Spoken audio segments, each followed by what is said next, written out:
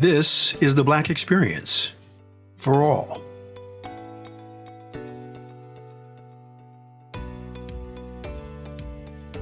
Ted Bunch is an author, educator, activist, and lecturer working to advance gender and racial equality and create a more equitable society.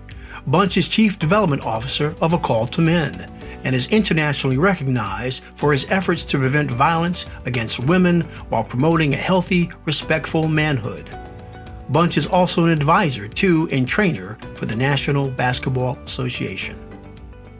Again, I just want to say, Ted Bunch, thank you very much for joining and being a part of the Black Experience for all. As you know, the Black Experience is about telling the successful stories of Black Americans to help inspire young people and to help eliminate racism. And it's an absolute honor and privilege to get a chance to talk to you about your amazing life and the amazing things that you're doing in your career. So thank you very much, Ted. So what I'd like to do is get started with, I'm always fascinated with people's youth and the influences that they had from, let's say, their parents and grandparents. And then I'd like to talk about, mentors and champions. But if you could just tell me a bit about, when and where you were born and the influences that your parents and grandparents had on you, Ted. Oh, thank you, Adam. Thanks for this opportunity. I'm so proud to be a part of the Black Experience, and I appreciate all the work that you're doing. Thank you.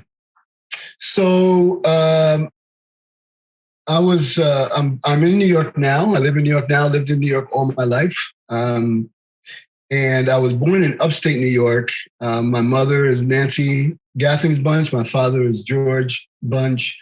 They were both educators and activists, actually. They were very active in the civil rights movement in the 60s. I was born in 61. So I grew up experiencing the civil rights of the 60s. And even at a very young age, I experienced the energy of it. I remember the excitement around marches that we would go to. I don't remember being there, but I know I was there, for instance, at the Poor People's March. And I remember, for instance, when Kennedy was shot, the energy in the house when that tragic thing happened. And of course, Martin Luther King and Malcolm X's death.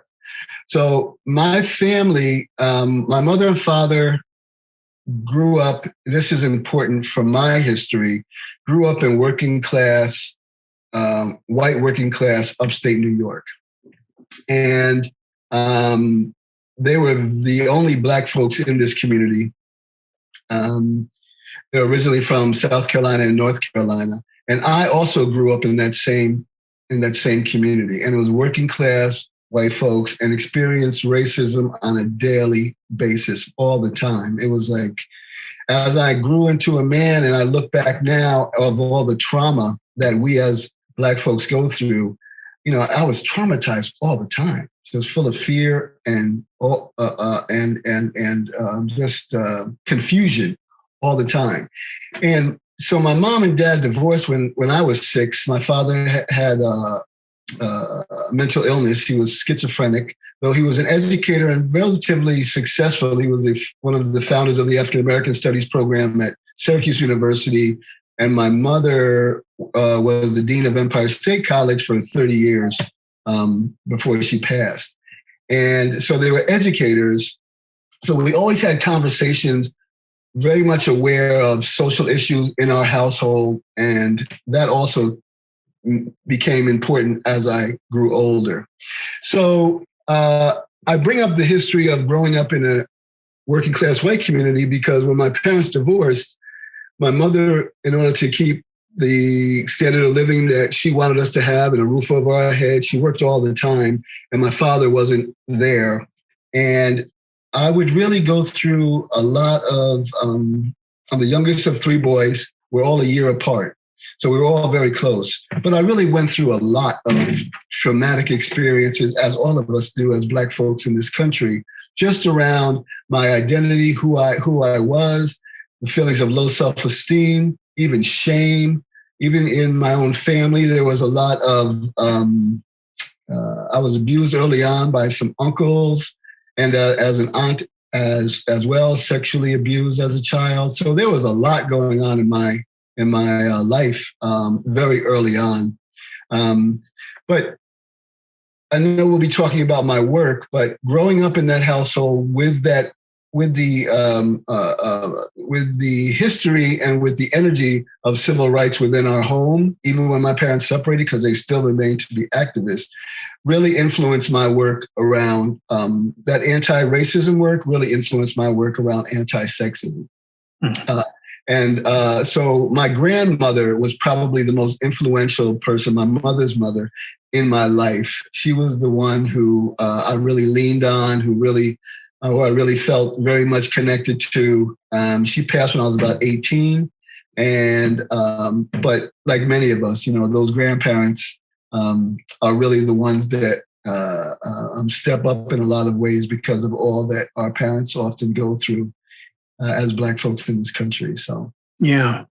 No, well, thank you for sharing that, Ted. And so I'm curious. I know you talked about your parents being activists and obviously all the other abuse that you were going through. But even though they were activists, did you spend a lot of time talking about being Black in America and being a Black man and with you and your brothers? Was that a topic of discussion on a regular basis?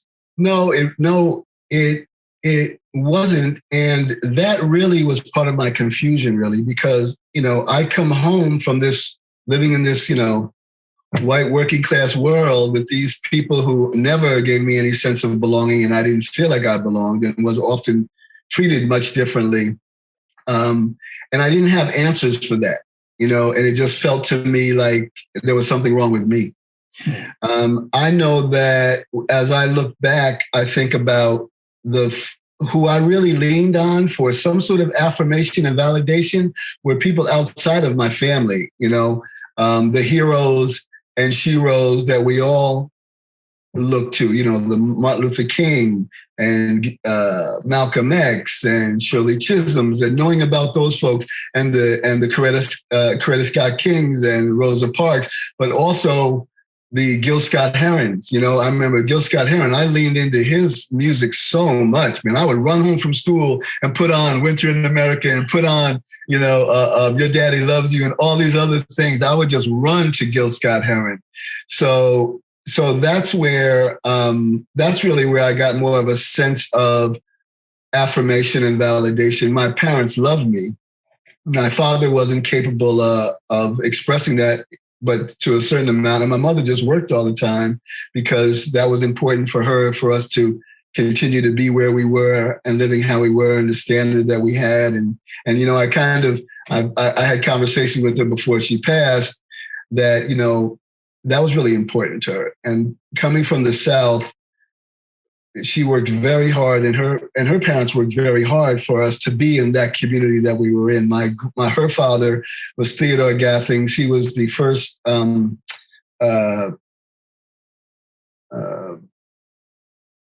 was one of the first African American physicians in the Bronx, the first with outpatient credentials for Bronx Lebanon Hospital, and he had a private practice in the South Bronx.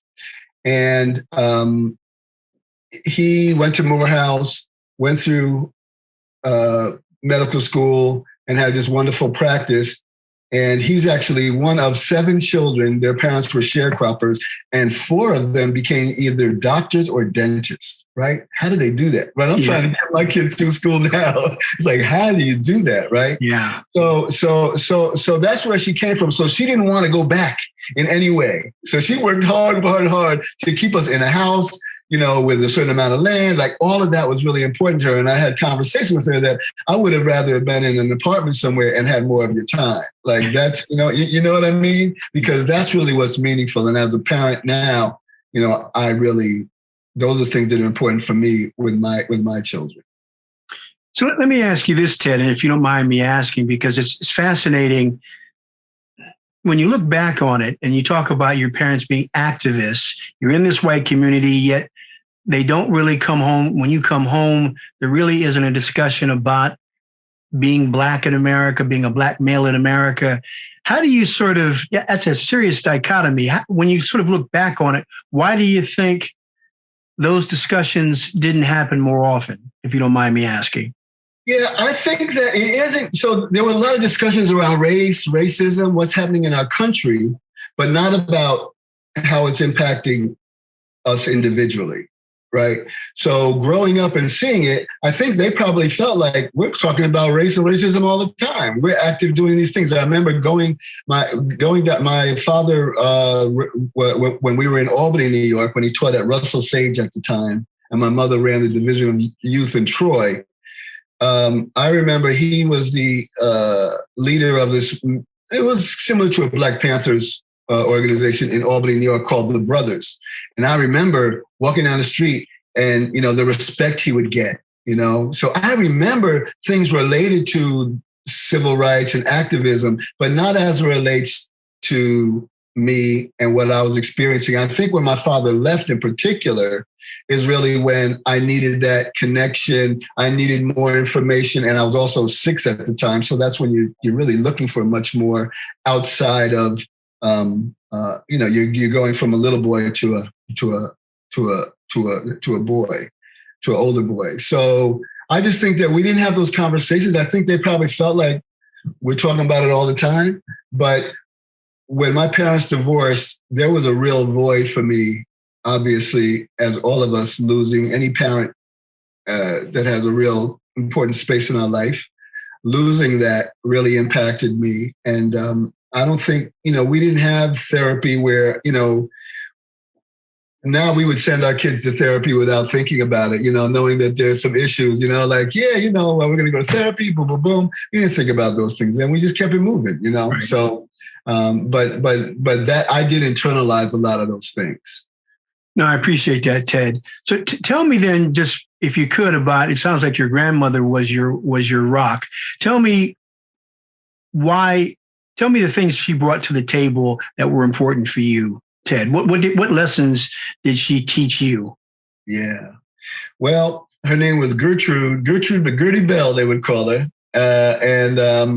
So, I remember things like, well, first of all, it was just always a safe place to land, like it was there. Her love was unconditional. And she would take the time. She taught me how to cook at a very young age. She would garden and take me into the garden with her. And, so it was just the nurturing time. It was really the time well spent, the individual time, the love, the sense of importance in her life because she was spending her time with me. But I remember more when I think back, things still come to me and I use them with my own children, the kind of the wisdom that she would bring to certain situations. If I was struggling with something and I got it right, she'd say, "Now you're cooking with gas," right? or if she wanted me to do something and I kept putting it off, she would say, "It takes more energy to think about doing it than to do it, son." Things like that. So it's just that wisdom, man, that still stays with me. And remember, she would say things like, it sounds like you're roller skating uphill. You're trying to roller skate uphill. So she just had the wisdom and the love, and she would just whatever my experience with her was, it was always a loving one. Even when she was, correcting me, it was always a loving one. So that's really where, and she was the one reliable. When I came, I knew she'd be there when I came home. You know what I mean? And I didn't really have that. I was a kid who needed that I just needed that. I think all children do, but I certainly did. So then tell me, outside of the household, let's say, going into your high school years, were there any other outside influences, mentors or champions that you recall, Ted? Yeah, there was I remember when my mother would always have us, generally, if she was away for a number of days, she would have, she worked with youth quite a bit when we were in upstate New York, and she would have one of the young adults, they'd be probably 22, 23, who would come and live with us for those few days that she'd be traveling or having to commute between upstate New York and lower Westchester between the two jobs she had. And there was one young man in particular named Peter Jones who became like a surrogate father to me. And Peter Jones was just, again, he just was like he just really filled that gap for about 2 years of the father that wasn't in my life. And I remember in particular one time, because again, we were in this communities, that were white. We were only black folks there. And I remember being bullied by a white kid pretty badly, and pushed around and bullied. And I was young, and I came home to Peter Jones and told him about it. And Peter Jones said, where does this person live and so forth. And I was like, no, let's not make it any worse and blah, blah, blah. And he said, no, we're going to go see him and talk to his daddy. So we went, Peter Jones and I went, and Peter Jones knocked on the door, and we were calling Peter Jones. That was his name. Hey, Peter Jones. I hear myself still saying it. And my oldest brother's name is Peter. So that's probably why we called him Peter Jones. So, but anyway, Peter Jones took us I showed him where he lived, and he went and knocked on the door. And I think the boy's mother came to the door, and, he asked to speak to the father. And the father came, and also to the young boy. So Peter Jones said, tell him what happened. And I said so. And, the other boy didn't say a whole lot, but he didn't deny it. And the father said, well, your boy's going to have to figure out how to stick up for himself or something like that. And Peter Jones leaned in and said, anything your boy does to my son, I'm going to do to you. Man. Wow. Okay. Yeah. And I left, I was beaming, man. I was like, it was like my world changed, because he stuck up for me. Yeah. Right. And it was this male presence that was so important that I was longing for. We do a lot of work, even with we have some of our trainers do work with gang violence. And I'm sure we'll talk more about my work later. But, one of them is a friend of mine who has been with us for about 22 or 23 years. He was a leader in one of the gangs in Brooklyn and has been working with us ever since. And he always says, kids join gangs for good reason. They don't always do good things, but they join for good reason. And that reason is family, and especially being connected to strong males. Like, they're looking for that, and they're not getting it at home in some way, even though that may be that strong male may be very misguided as the gang leader and having them do things that are hurting other people or maybe even hurting themselves. But that's what is just, we're longing for that as boys and as girls. There's a lot of girls who join the gangs too. So anyway, that's where that's someone who really sticks out, and him doing that, I've always leaned back on that, just as far as kind of a moment of self-worth. Because I didn't feel a lot of that growing up. I really didn't. A lot of self-worth. No. Thank you for sharing that, Ted. So where does that lead then?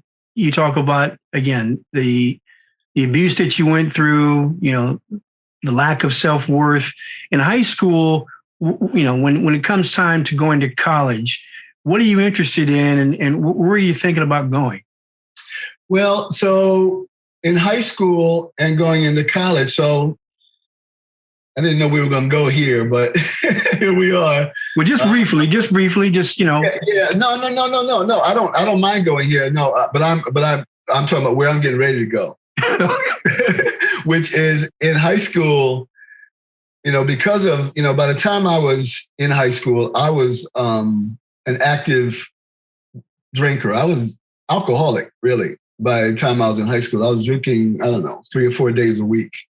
Again, because of all of these, between the sexual trauma, between the racism I'm experiencing, between feeling alone and isolated. So I'm going through high school, just barely making it, drinking, and then going to college. I wound up going to Antioch College, as you very well know, really because my mother wanted to go to Antioch.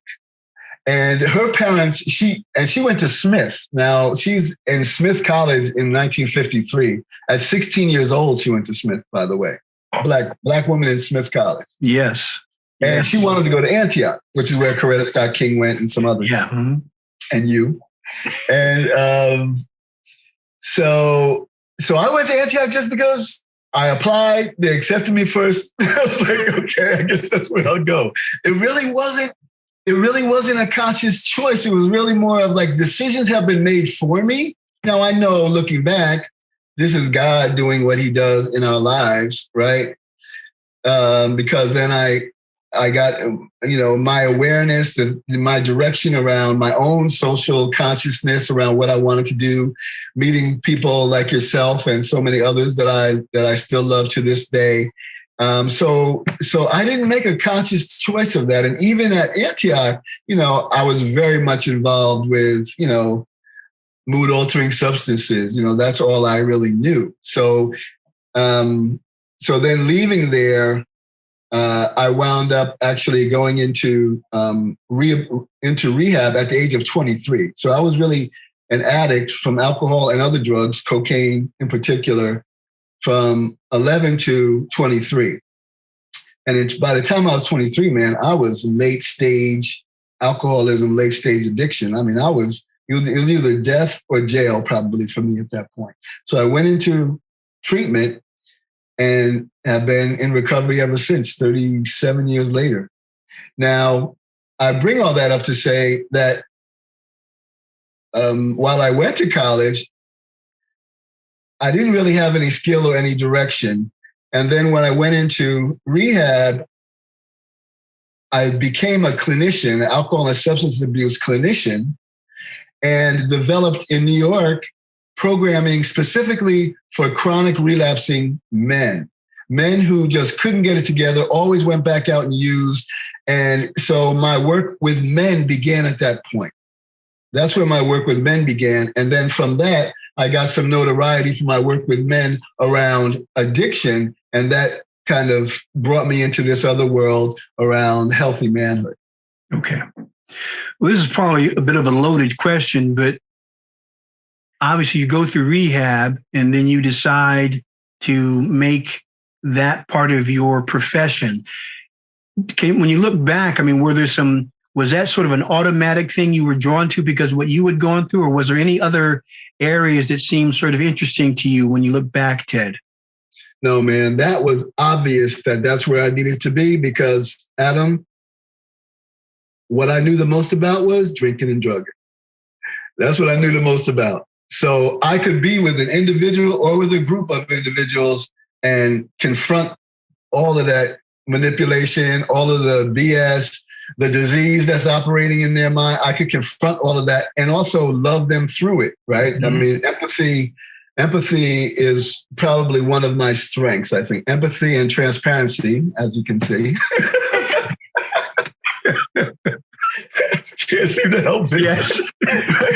That's why I love you, brother. That's why I love you.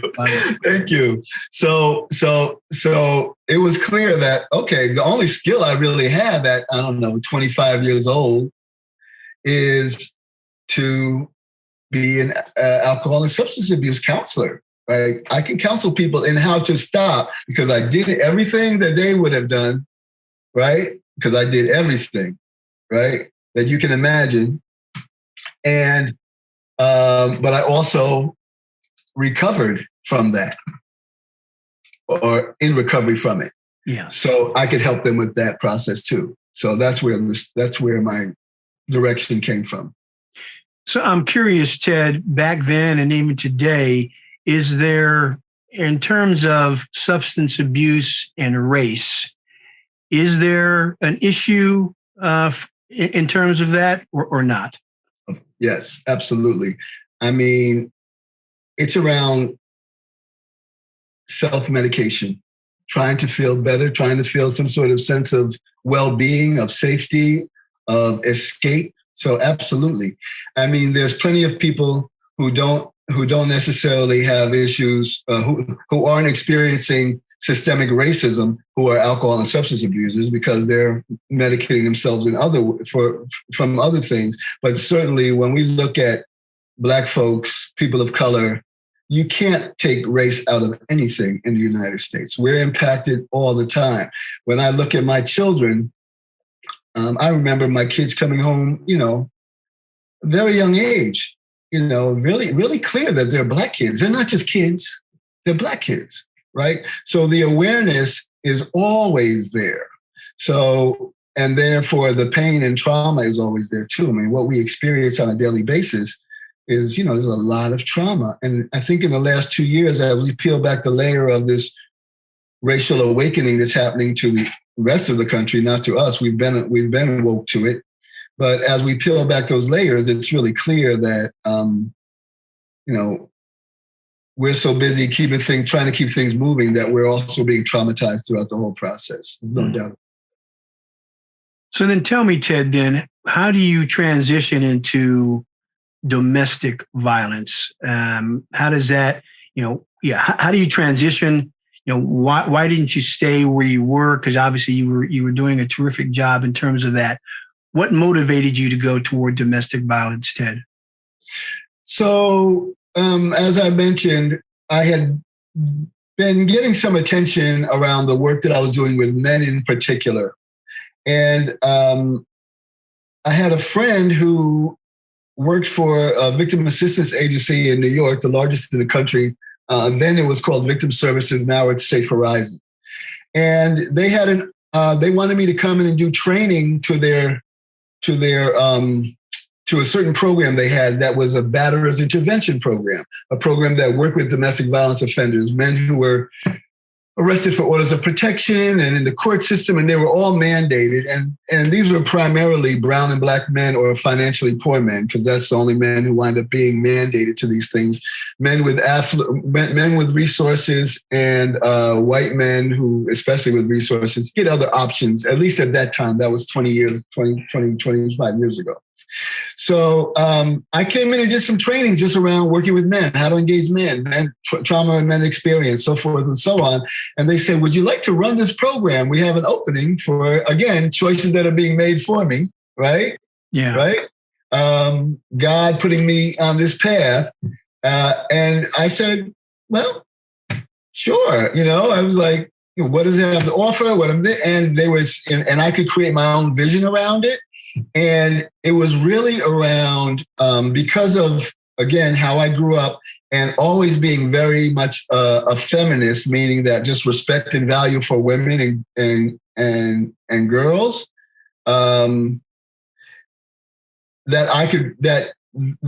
was really a part of what could be done in this program, that we were going to really look at sexism and how that plays out, how a male-dominated belief system and a male-dominated society, how patriarchy is a part of this problem. So I was really able to, along with a buddy of mine, Tony Porter, who was the original visionary for A Call to Men, he and I started working together in developing this analysis, along with women who really helped us frame it a bit. And that's where my work was born, in the domestic violence arena, and then sexual assault prevention, and then into A Call to Men, which is a primary prevention organization. Okay, so explain to me why domestic violence is so important. Why should the spotlights be so bright on this particular issue, Ted? Okay, so when we look at domestic violence just in the United States, and now I'm going to give you some statistics, but let's keep in mind that when we look at any statistics, if we Google any statistics right now about domestic violence in the United States, whatever comes up, those are kind of mainstream statistics. Those go to the center. So it's not, and then when we look at communities of color, Black communities, then those statistics, it's often disproportionate, meaning that there's more, right? For all the reasons, because in our society, the less value you have, as the value decreases in our society, the violence increases, right? Because there's going to be less of a response. Also, women, for instance, who are victims of domestic violence aren't going to jump on the phone to call the police in the same way that a white woman would, right? Everybody wants the violence to stop, but a white woman wants him to be taken away and arrested, where a black woman, I want the violence to stop, but if the police come, they're going to do a whole lot more to my man or to my, you know what I mean? Like there's other dynamics. So there's all kinds of factors that go into this around domestic violence. So domestic violence in the United States, when we look at domestic violence, there's first of all, 50% of all murders against women are done in domestic violence relationships, done by primarily men. 50%. And in the United States, that's about 3 a day. Now imagine if if another country is murdering 3 American citizens every day, what would we do about that? A whole lot. Yeah. A whole lot. But it's happening right here. Because that really speaks to that we don't value the lives of women, right? So it's about every 12 seconds of domestic violence occurs in the United States, and about every 90 seconds of sexual assault occurs in the United States. So when we look at even breast cancer awareness, like that's a major effort around our country, a lot of awareness around that, which is important. It should be. But even with that, we have more women who are impacted by domestic violence than by breast cancer, but we don't pay that much attention to it. And by the way, it's about 1 in 4 women are victims of domestic violence. Well, 1 in 4 breast cancer, women suffering from breast cancer are too. Like this is a major issue. And I just use breast cancer because, again, we put a lot of attention there, as it should be, but we also need attention here. And we don't give that same, we don't value the lives of women if it's about what men are doing to them. And we often blame women for the violence that men perpetrate, right? So, well, what did she do that made him hit her? Or with sexual assault, well, what did she have on when she was at the party? All of those kinds of things. So violence against women, while the overwhelming majority of violence against women is men's violence, the overwhelming majority of men are not violent, but we're silent about those that are. And that's as much of the problem as the violence and abuse is. So our work at A Call to Men was to go upstream to speak to that silence, to speak to all of us, that we're all part of this. We're all swimming in the same water, though I'm not going to go out and you're not going to go out and hit a woman or sexually assault a woman or do anything like that. Actually, we're going to live the right way. We're going to take care of the people in our lives and all of those things, right? But we're silent about those men that do. And that's really important. Now, while we're not going to go out and do those things, we're still taught the same thing that those men are taught. There's a collective socialization that occurs with men in the same way there's a collective socialization that occurs with white folks, right? About Black folks, right? There's a collective socialization, right? There's messages and norms and behaviors and attitudes that are just in the air that we breathe, right? Whether it's around race or whether it's around gender. So when we talk about ending violence against women, it's really about the majority of men who are doing the right thing that we have to be part of the solution. So we do that at A Call to Men, not indicting them for being men, right? And it's not about calling a man out. It's about calling men in, because we're all taught the same thing. We're taught these things, and we call it the man box. And that's a term that we've coined at A Call to Men.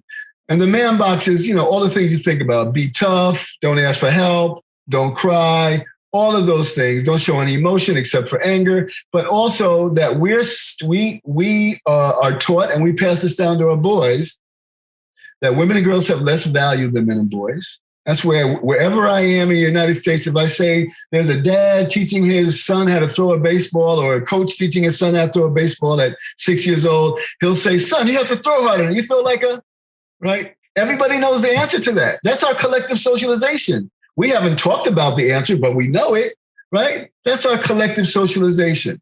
So we're taught that women and girls have less value than men and boys. We're taught that on some level, women are the property of men. That's why, again, wherever I am in Main Street, USA in the United States, and I see a man right now today in 2021 hitting his wife or girlfriend, I walk over to him and say, knock it off. He's going to tell me to mind my business. Again, our collective socialization, right? We haven't had a conversation about it, but we know the answer to that.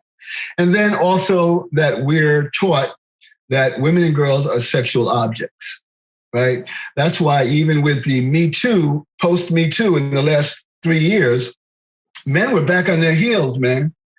You know, all of us were, because we know that we've been a part of that in one way or another. Like, there's not a man that I've met who hasn't either at some point in their life, including myself, at some point in my life, hasn't either done something or said something that sexually objectified a woman, or witnessed another man doing something or saying something that sexually objectified a woman and did nothing about it.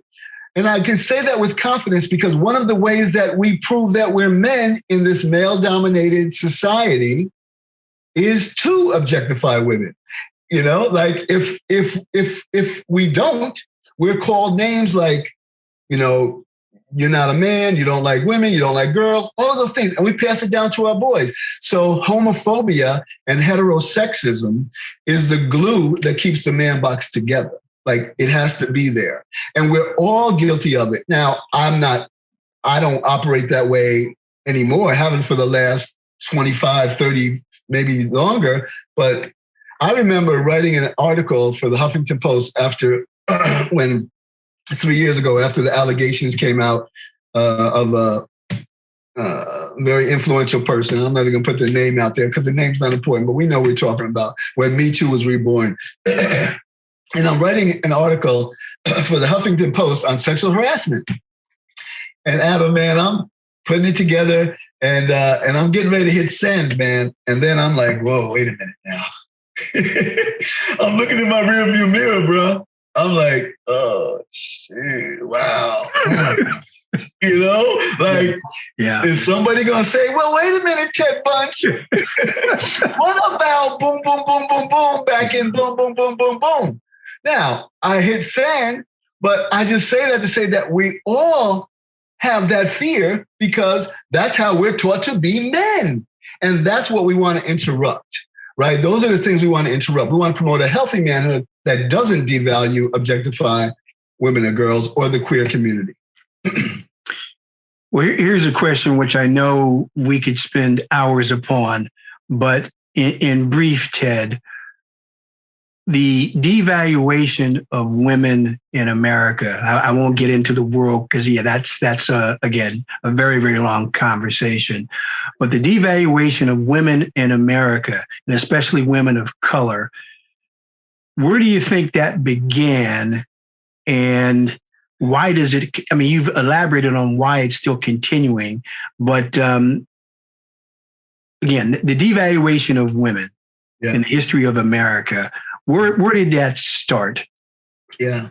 Well, women have always been devalued, whether they're women of color or white women. I mean, patriarchy devalues women. Now, that's not to say that any person in the family who's the patriarch of the family is devaluing women. I'm not talking about that. I'm talking about the structure, the construct that exists, which is patriarchy, that already says men are here and women are here. So, with being, men make the decisions, men have the final say, men control the resources, and people are, everybody other than men are supposed to listen to them, right? So women are already devalued.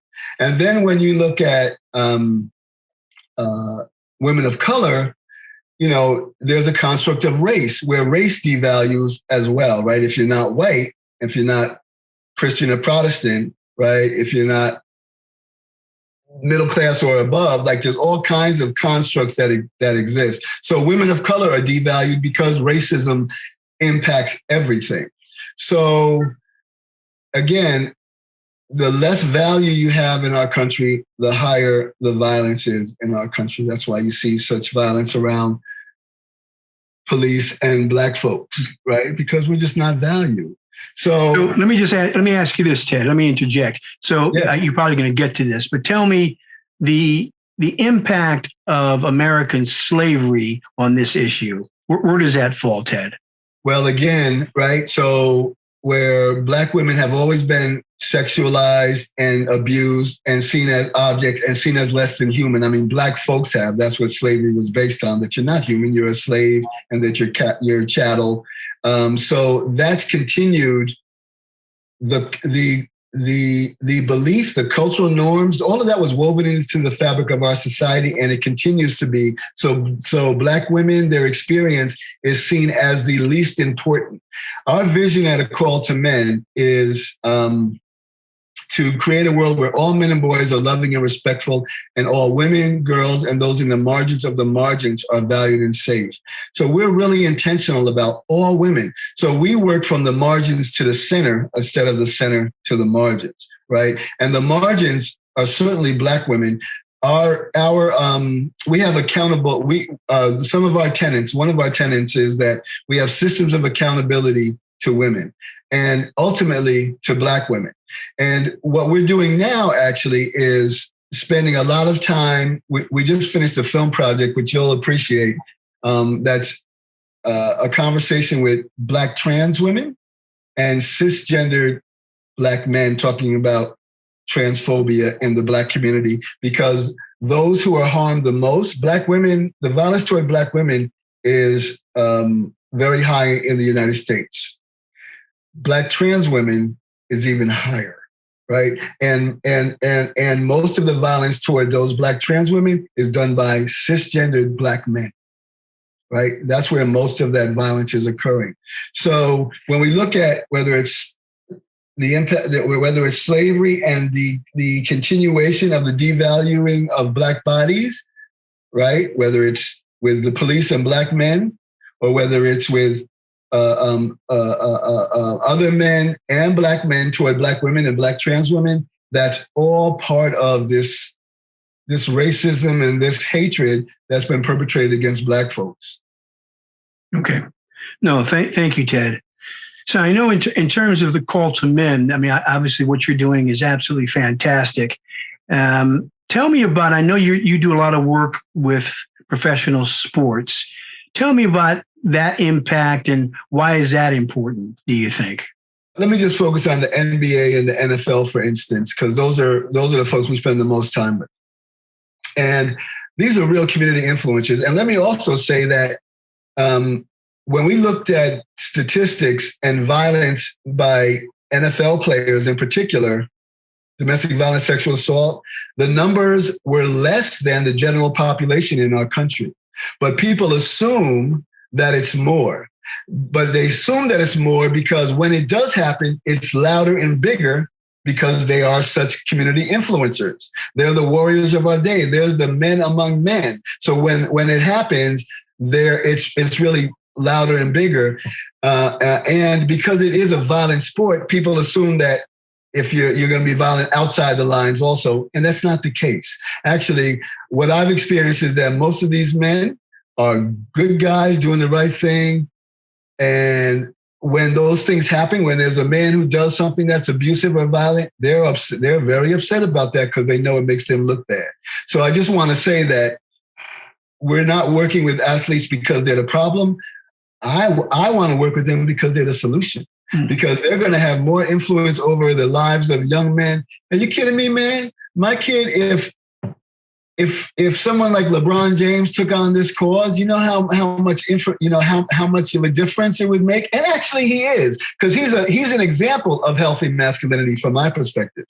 And even with look at what's happening with mental health right now, because that's a really important part of this man box too. Because these rigid notions of manhood, Adam, are killing men as much as they're killing anyone else. We're dying 6 years earlier than women from stress-related illnesses and doing high-risk behaviors.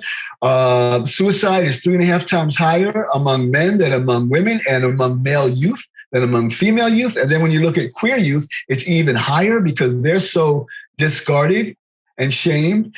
And when you look at anxiety, depression, all these things go undiagnosed. So when you see ads for Michael Phelps, who's doing some things around mental health, There's a number of players that are doing things. LeBron James is on the Calm app talking about the importance of mental health. Like, that's big, because men don't ask for help because we're taught not to, because that's seen as weakness, because the man box teaches us that.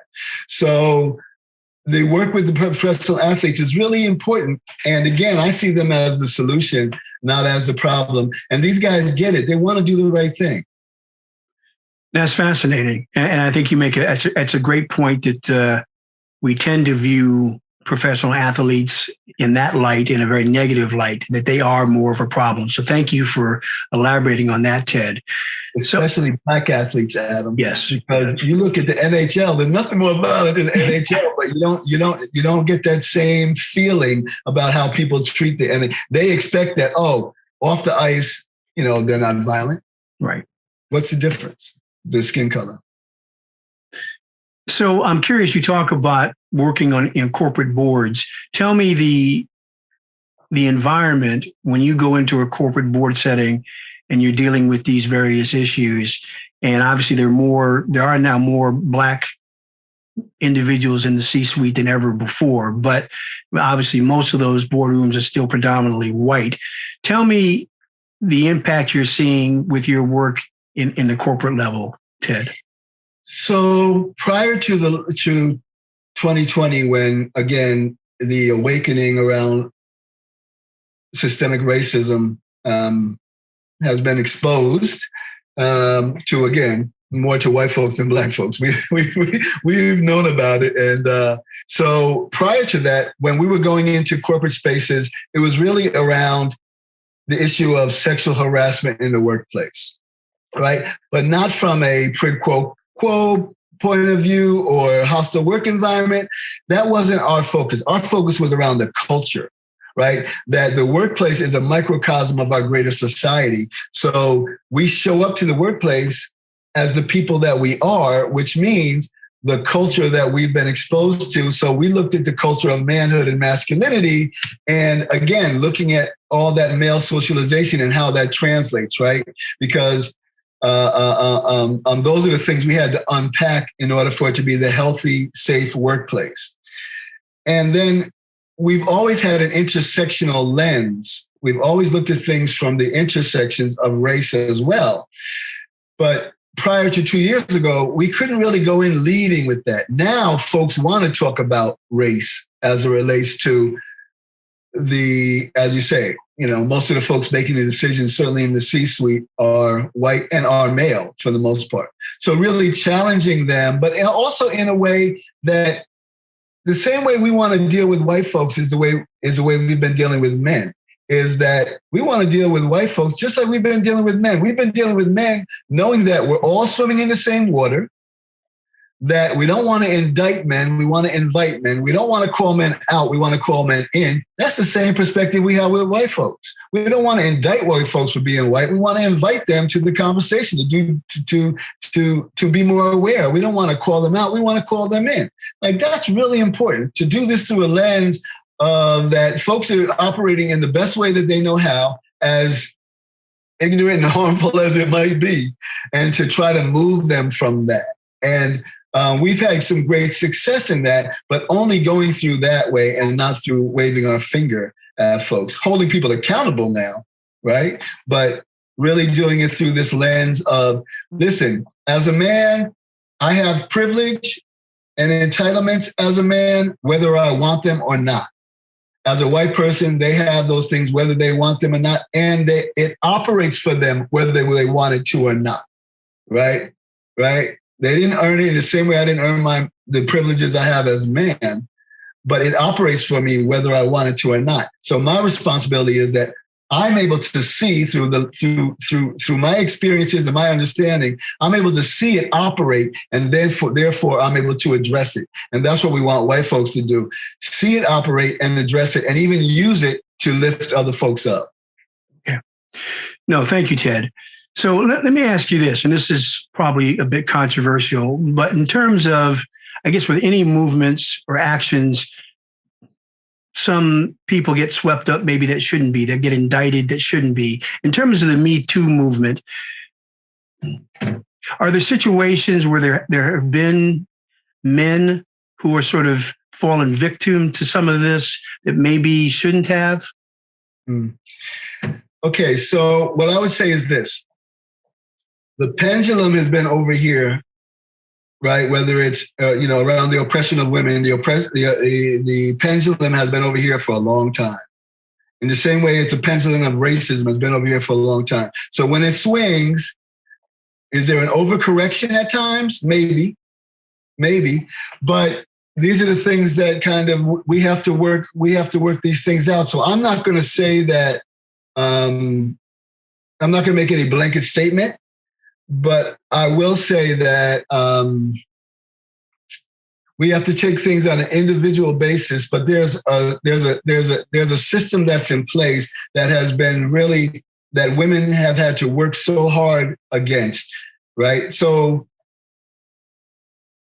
me as a man 3 years ago saying to a colleague, "You look great in that dress," in the lunchroom at work, sounds a lot differently than me saying it now, because we know different. So I would say that are there some men that get caught up in some things? I mean, maybe, but I would say what happens more than that, Adam, is that so we're the first generation of men being held accountable for something men have always gotten away with. So we don't have language or experience to deal with it. So what happens is, this is what happens more than that question you're posing to me. What happens more than that is this. Men will say, okay, I'm not going to have any closed door meetings with a woman in my office, right? I've gone to workplaces since in the last, prior to COVID, but after, MeToo really resurged, where they've taken out the walls and put up glass from floor to ceiling. And that's because men have said, well, I don't want anything to be misinterpreted. I'm not going to close the door because, something might be misinterpreted, as if when closing the door, men haven't been safe. The issue when the door was closed was what's happening to women.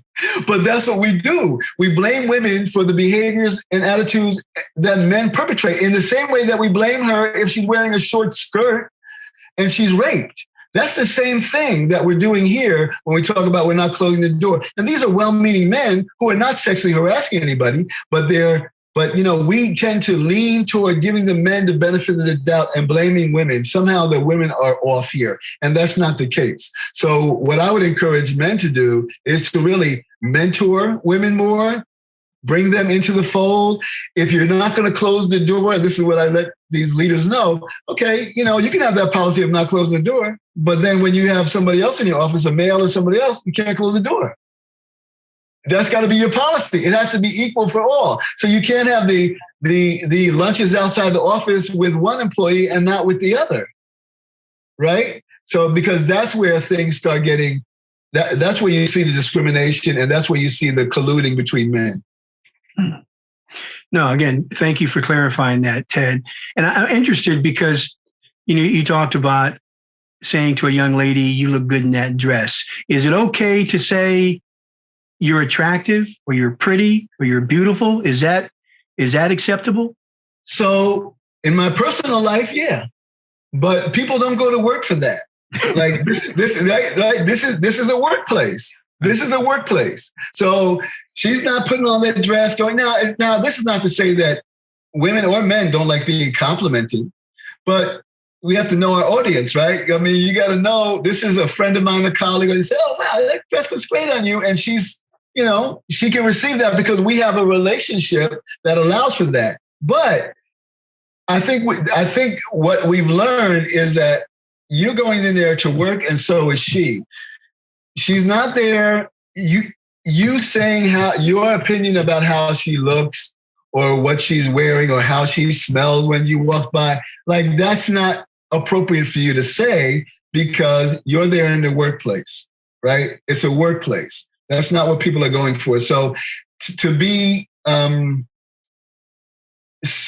best thing we can do, I think, is keep it right there with work. And that, if you do say something that and she'll respond to that. You can't say something else like that's a no. Like take that as a no. You know what I mean? And that's one thing men aren't really, we're not accustomed to that with women, because one of the things we've been socialized is to believe that we're supposed to compliment women because we're taught to objectify women, and they're supposed to like that. And we've just been misinformed, all of us. So is that the same advice in terms of outside the workplace? I mean, if you're walking down the street and you see a pretty woman, you just want to say, excuse me, miss, I just want to let you know you're very pretty. Is that crossing the line as well? Well, I wouldn't say that's necessarily crossing the line. I just think that, we have to be really responsible and respectful of how it isn't about the action, the intent, but it's about the impact. So we have to think about, is she going to want to hear this? I don't know. You know what I mean? So that's a bit of a risk, right? And she may say, wow, that's really great. You made my day. I was feeling down. I wasn't feeling attractive. That really made me feel good, which is that could definitely happen. Yeah. And I don't know too many, I don't know. I don't think that may offend some, but it may not. So, I think we're taking a bit of a chance. It's not to say we can't find women attractive, of course, but, we have to be careful of imposing that on them. There's boundaries that we really need to be respectful of. No, again, thanks for that clarification too, Ted, because that's right. It's confusing. It's confusing because, I've in the past, on many occasions, walking down the street, and if I see an attractive woman, I just say, excuse me, I don't mean to bother you. I just want to say, I think you're very beautiful and have a nice day. And, and a lot of women have responded, that's very nice of you, and so on and so forth. And that's right. It's the, I have a daughter, so I'm trying to be, I think I've been a good father in trying to raise her the right way. But that's right. It is, I'm very protective of her. So I certainly understand all those things. And I think having these conversations is really important because it's confusing about, how we should act because of what you've talked about the ideas of being trapped in this man box. Yes, that's great what you're bringing up. But can I also just say, think about this. And I've heard this from women, and I've heard this from young women too, like 16, 17-year-old women.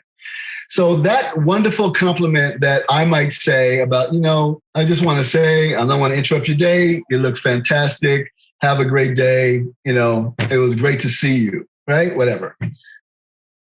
So that may land wonderfully. But the problem is, because men are taught to objectify women, over the last 3 blocks that she walked through, there might have been 3 other men who said other things to her, like, damn, I want to do this or that, right? So now here you come, right? Or here I come with, oh, you look wonderful, which is a nice compliment from my perspective. But in that line of men coming on to her, even though I'm not coming on to her from my perspective, but it may land in her. Well, here we go again. Nice guy, but I'm tired of these men talking to me. Right? I'm just trying to get to work. So that's where it's like, but it is confusing. It really is. So I know I've kept you probably a little longer than you have time for. So I'll just wrap it up with a couple of last things, Ted. So tell me about, again, your fantastic work with you and Tony Porter doing, a call to men. What sort of you guys have been around for over 20 years. What's sort of the next phase that you see for a call to men and the impact that you want to make, Ted?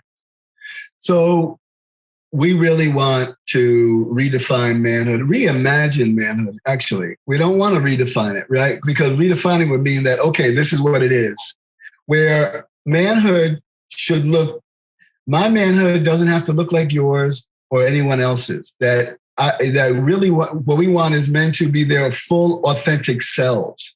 And we want to pass that down to our male-identified youth so they can be their full, authentic selves. So promoting authenticity, and we know that and that's the healthy manhood. And we know that as we increase and promote healthy and respectful manhood, we decrease and prevent domestic violence, sexual assault, bullying, gun violence, right? We see that too often, even this week, right? And homophobia and other social ills. So promoting healthy masculinity, healthy manhood is really where we want to be, and mental health for men, because mental health is the key to understanding ourselves and also to addressing our own issues and our own pains so that we're able to be the healthiest we can be, because we don't want to be hurt. We know hurt people, but heal people as well.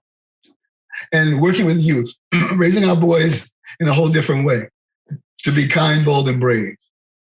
Well, I was going to ask you about that because obviously you're doing fantastic work with your book and with Scholastic. And, we now just have 145th school that now has partnered with us to receive our material for free.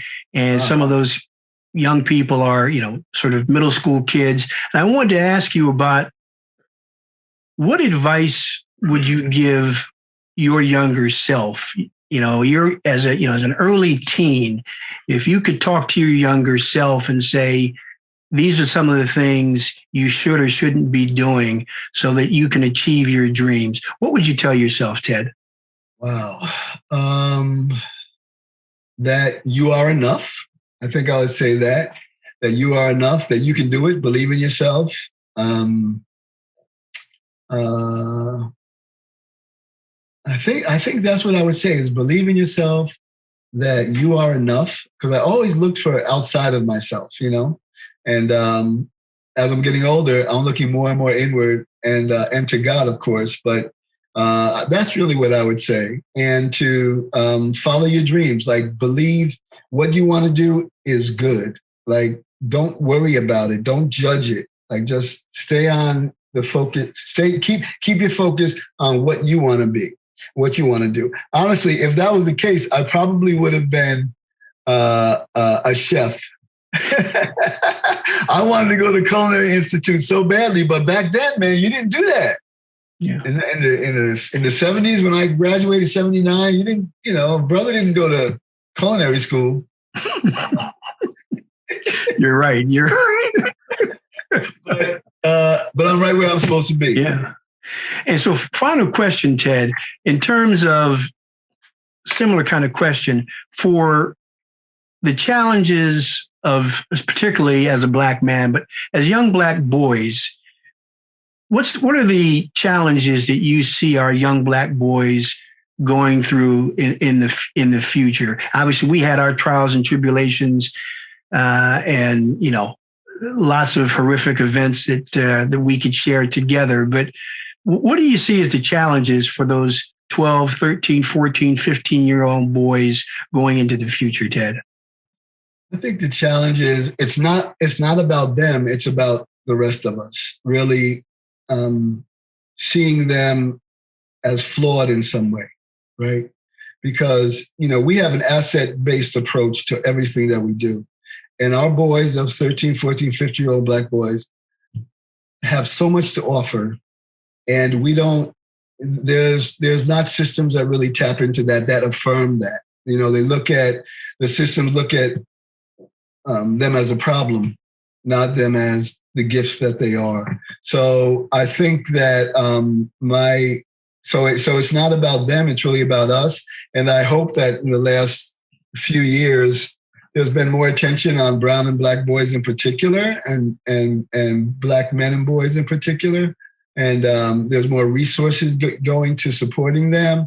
And there's a whole lot that has to happen to address it's just systemic racism that has been in existence for 400 years that they're still bearing the brunt of. So it's not about them, it's really about the rest of us.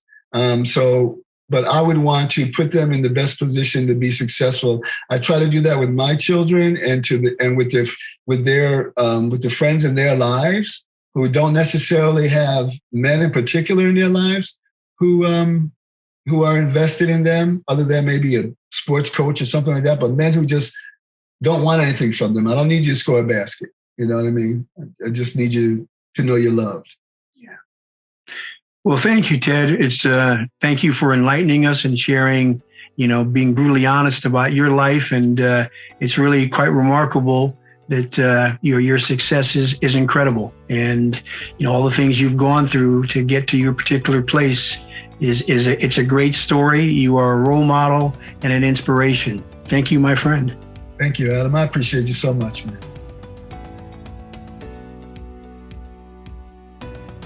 This is the Black Experience for all. If you like what you hear at the Black Experience, please consider clicking on the join button to support our nonprofit. I'm Adam P. Kennedy. Thank you for joining us. This is the Black Experience for all.